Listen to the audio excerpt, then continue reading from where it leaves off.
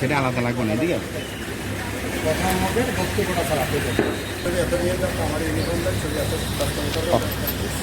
সবাই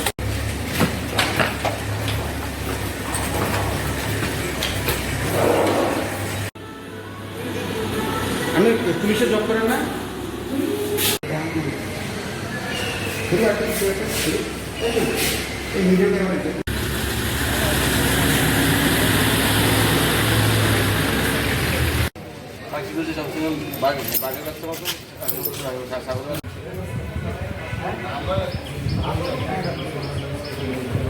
রাষ্ট্র সরকারের প্রত্যাশা দরকার।